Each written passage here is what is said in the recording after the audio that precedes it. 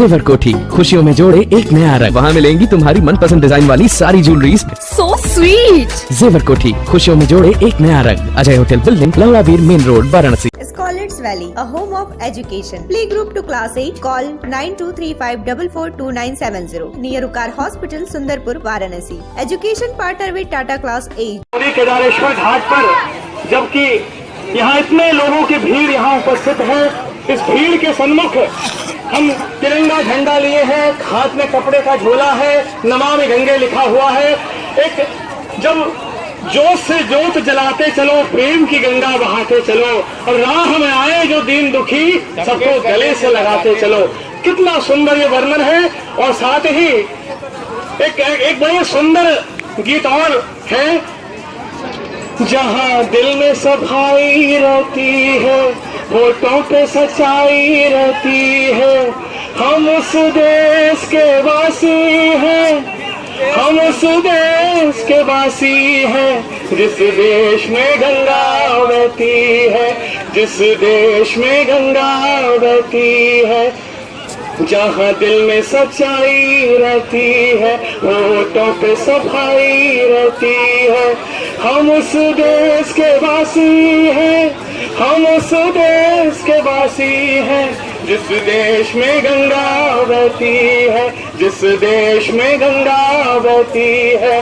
और जोत से जोत जगाते चलो, जोत से जोत जगाते चलो, प्रेम की गंगा बहाते चलो। राह में आए जो दीन दुखी सबको गले से लगाते चलो। बोले गंगा मैया की जय, गंगा मैया की जय, नमः पार्वती पते हर हर महादेव। सार्थक सर्जिकल सेंटर, जहां अत्याधुनिक लिथोट्रिप्सी मशीन द्वारा गुर्दे की पथरी का बिना ऑपरेशन के सफल इलाज। एक ही छत के नीचे सारी सुविधाओं के साथ एक संपूर्ण हॉस्पिटल। एकता चौराहा, पहाड़िया, वाराणसी। आज सोमवार का दिन है और गौरी केदारेश्वर घाट का यह पवन पावन गंगा घाट का तट है। हजारों की संख्या में बंधु बांधव हमारे गौरी केदारेश्वर घाट पर स्नान कर रहे हैं। माताएं बहनें एक लोटा गंगा जल ले जाकर देवादिदेव महादेवों को अर्पित कर रही हैं।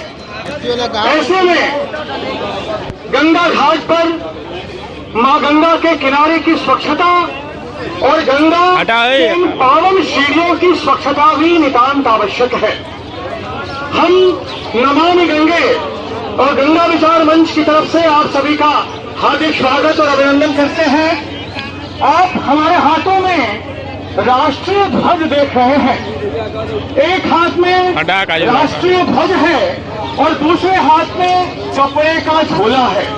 यह सूचक है कि हमें जो हमारे पॉलिथीन में सिंगल यूज पॉलिथीन, जिसने हमारे पर्यावरण को काफी प्रदूषित कर दिया है, उस सिंगल यूज प्लास्टिक का उपयोग न करके हम कपड़े के झोले का उपयोग करें।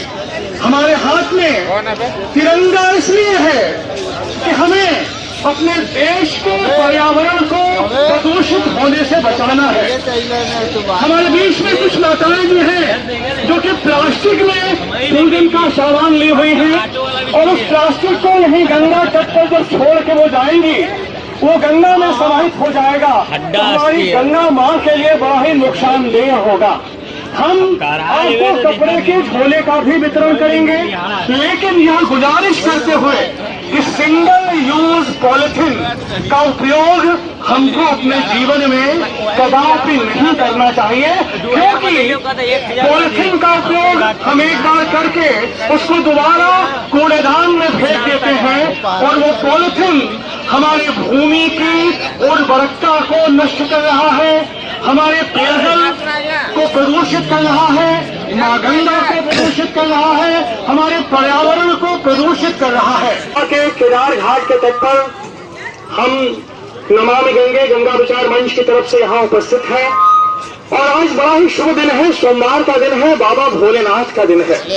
तो 12 ज्योतिर्लिंगों का यदि पाठ इस घाट पर गंगा मैया के सन्मुख किया जाए तो बहुत अति उत्तम होगा।